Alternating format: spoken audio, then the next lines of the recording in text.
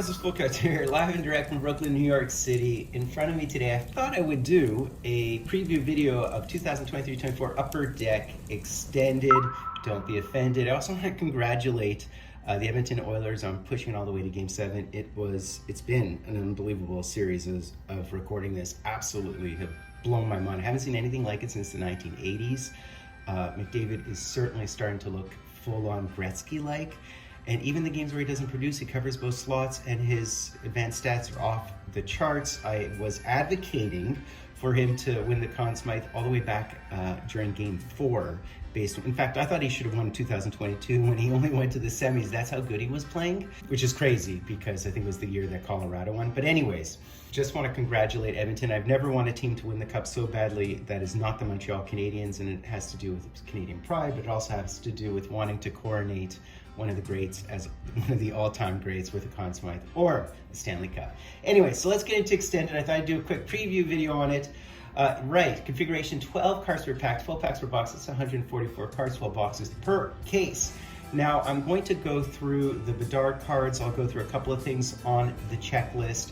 I think there's 16 separate Bedard cards on the checklist, and I believe there's 46 with parallels. So look at the base set here, 501 through 7 Honey, of course, because it is above and beyond the first two series, right? And then they have 30 Young Guns, 701 through 750, the 750 because it's just the checklist, and 730, the 730 cards would happen to be the first round rookie cards. Get into them in a second, but let's look for a minute at the Young Guns. Of course, there's no Bedard in the Young Guns. It's only the new, fresh Young Guns that are not in Series 1 and Series 2 for the base Young Guns plus parallels. So this is based on mainly hockey cards. Big ups to mainly hockey cards. You see that you have your Logan Cooley, who has rated as an A+. You have the Rosen B-. You have the Kulich B, the A+ of Adam Fantilli. The B- prospect still supposed to be pretty good. Miroshnichenko, really hard to say, Group B. Dylan Garand is a really highly touted prospect. What is he going to do on the Rangers in front of or behind Chesterkin? I don't know. Whether he'll get moved, we'll see. Hiddleby, who's supposed to be a decent, very decent prospect for the Leafs, who don't have much depth in goaltending as of recording this. Nemec, of course, who's this absolute stud. Merkulov, Savoy. Matt Savoy is supposed to be great, A- prospects. So those would happen to be our prospects. So within a box break, guys, expect your 6 Young Guns and or first round rookie cards. So those are almost like NHL draft cards. They look very similar, except they're not exactly the same. So those all qualify as Young Guns plus. Then 6 of the 2008-9 retros, the retro Young Guns, the 2003-4 Beehives, and the 2003-4 Beehive rookie cards.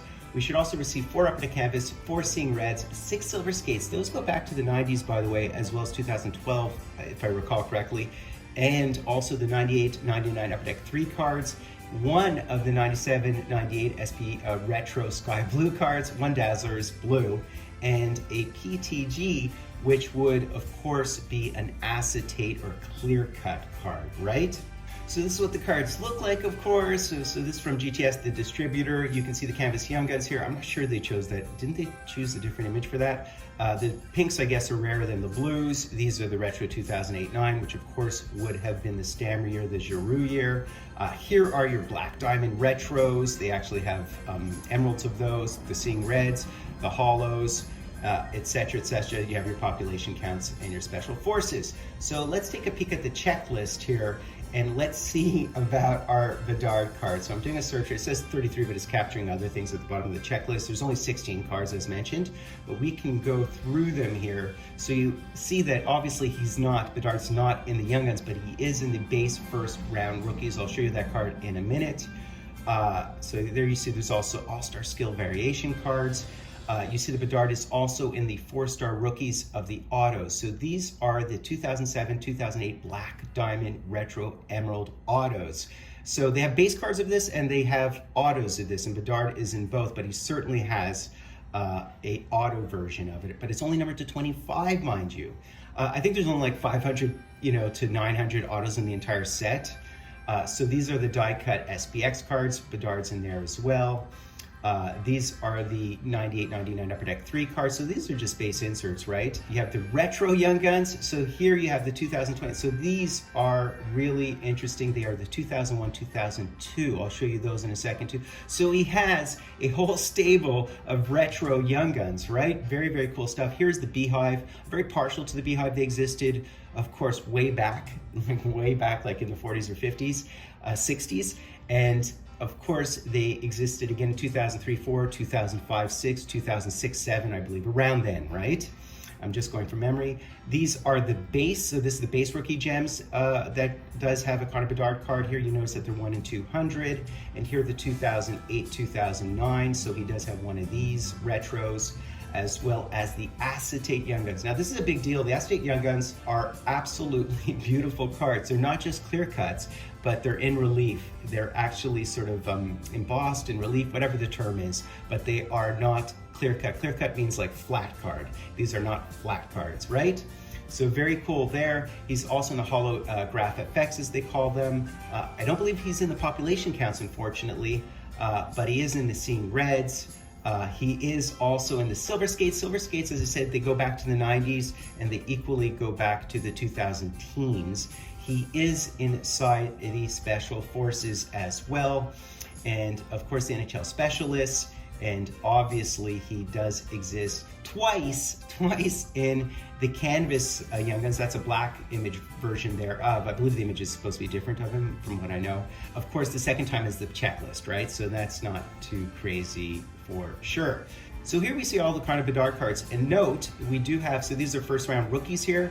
He does have a bunch of parallels, right? So this is the most important, interesting thing about the set, is the fact that there are a bunch of parallels. So all cards, all told, that he has is 46 cards, including the parallels. The cards I just mentioned, plus parallels of all the ones I mentioned. So what's really interesting about that is we can go in and take a look at some of the cards in the set that Upper Deck has released on their website or on Facebook. So you see here the Simon Nemec, and it is the number to 10 high gloss, right? So here's his high gloss, base high gloss. So this is the card garnering the most excitement. I don't believe it will have the same value as the other one, which is his actual Young Guns. You note that this is a base card. You note that it's actually very similar to the draft day card in Series 1, which was an Easter egg. It's kind of a bit hokey. Back in the Easter egg one, by the way, he has his finger up in the air. He doesn't have a stick. It's very hokey because the stick isn't completely in frame. As I said, it's a base card. Of course, it's a 101, but it's meant as a chase card. Will it hold the same value as the Young Guns? Of course not. It will be sort of a multiplier, I would say, of that draft day card. So, you know, it won't be a bucket list hit, but there's only one of them, so people will chase it. It is his rookie year, so it is a rookie insert. I don't like talking too much about value because I believe that cards are sunk cost, that they're gambling, that you can talk about collectibles, but there are people who collect cards over a very long term and speculate and complete experts and park only a small fraction of their wealth in cards do well. Most people, it's a sunk cost and they lose money and they don't really recoup. So really you're just paying to play. And particularly at the height of speculation right now, it is really, really hard to, you'll overpay for boxes, you'll overpay for cards, and you really have to wait for him to trough and not do well for a couple of years, which will happen at some point in his career. It happens to everybody, will get injured again or whatever. Then you scoop in and get these cards when the market is down, when the broader market's down, etc. So I just want to make that point really clearly. But will it have value? Of course, it's a 101. It is a chase card. It is a rookie insert from his rookie year. It's a very unique card. The problem is no one's going to hit it, right? It's just meant as a chase card so people buy boxes. Mathematically, you can't hit it because they are going to overproduce extended. Just look, I said that his Young Gun would flood eBay and it would go from a $700 card or a $1,000 card out of the gate to a $250 card. That is exactly what happened, right? That is precisely what happened. So we have to keep this in mind, right? So look at the other ones. Here's Zach Benson's 101. What's nice about it is you have all these guys on the checklist who have these 101s who are, you know, in that draft checklist. So these are other ones you can actually hit, which are really cool looking cards from players who don't get as much love as they should get, right? So you do see the actual Young Guns of Logan Cooley and the actual Young Guns of Fantilli here. So these are the Outburst 101 versions of these two. So these chase cards are also really interesting to look at. You won't hit them, but they're great. Here is his actual Young Gun canvas. which is an actual Young Gun, right? It's an insert. Usually these are C numbered cards. In other words, it's C for canvas. So people always ask me, are the Young Gun canvases worth the same amount as the Young Guns? Again, I don't like talking too much about money, but they fall more rarely in cases. So if a Young Gun canvas falls every 5 case and a Young Gun drops 1.4 per case, it actually, the fact that it's an insert is kind of a tone for the fact that it's rarer. So that's another way of looking at it. You can use comps. You can go to McDavid's Young Gun and his Young Gun canvas and look for how much they sell for as a PSA 10, graded PSA 10, or as raw cards. See what the multiplier is, see how far they coincide. I bought my Young Gun canvas horizontal card of McDavid for about $211. I don't know what it's worth now. I'm sure it's worth over $1,000. Lucky me, right? Graded PSA 10, by the way, graded PSA 10. So here are the rookie gems. Unfortunately, in terms of the autos, there's only a few autos in the set, and I'll get into that in a minute. But this is an emerald version. It's very weird because the car isn't all green. There's only green at the bottom. So it's an emerald version, auto version, and it is a Zach Benson, who's a highly touted prospect, by the way. And here's the Connor Bedard. I believe there's only 25 of these. So if there's only 25 of these, you know, good luck. Given extended, they mass print extended. So here is the Young Gun and Fantilli base card, and it has the emblem right here and has the upper deck up here. Look at this, the Bedard, it doesn't have Chicago Blackhawks here, right? So this is an acetate. This is an acetate. I can't see the back of the card to see how they number it, what they do. But if you go into the checklist and look at the card number is card 451, which is actually his Series 2 Young Gun. So it's a version of his Series 2 Young Gun as an acetate, except interestingly, they have the upper deck. So it's kind of a true Young Gun, I would say, because of the numbering of this card on the checklist is 451 from Series 2, right? Here's the Leo Carlsson version of it. Here is the Luke Hughes version of it, the Matthew Nyes. So look at all these other ones. You can hit the Korchinski. So some decent cards in here. And here is the 2001-2002 Connor Bedard Tribute Young Gun. So this is an insert, obviously. If you go into the checklist really quickly, you can see that it is numbered a T card. So it is in fact an insert card as opposed to a real true Young Gun. So it should be a fraction of the Young Gun. You have the upper deck 3s here. So these are the beehives. They look really cool. Numbered beehive. This is an awesome looking card. Beehive goes back all the way back, as I said, to the 40 through 60s, I think.